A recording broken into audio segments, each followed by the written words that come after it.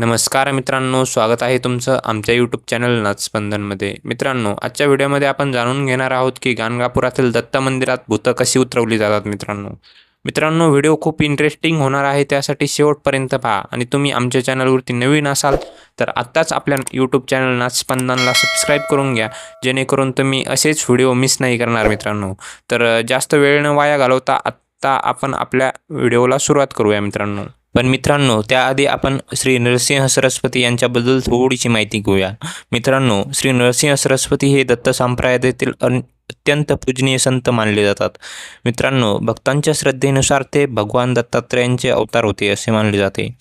त्यांनी संपूर्ण भारतात भ्रमण करून धर्म, साधना आणि गुरुभक्तीचा संदेश दिला. मित्रांनो, त्यांच्या जीवनातील प्रसंग आणि शिकवणी श्री गुरुचरित्र या ग्रंथात वर्णन केले आहे.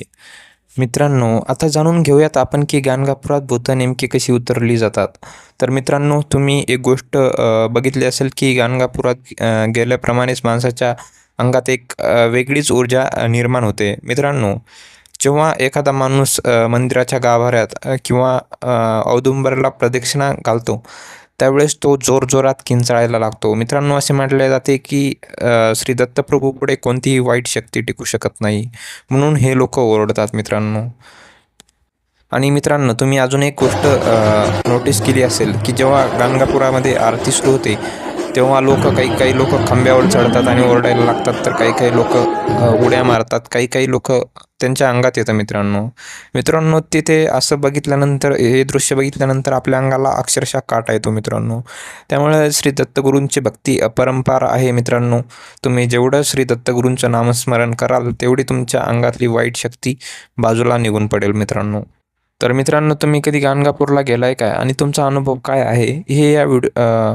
हे या व्हिडिओच्या कमेंटमध्ये तुम्हाला नक्की सांगायचं आहे. मित्रांनो, आणि जाता आपल्याला एक कमेंट करायची आहे, श्री गुरुदेव दत्त. मित्रांनो, याच्यामुळे आपली वाईट शक्ती दूर निघून जाईल आणि मला पण असेच व्हिडिओ बनवायला प्रोत्साहन येईल. मित्रांनो.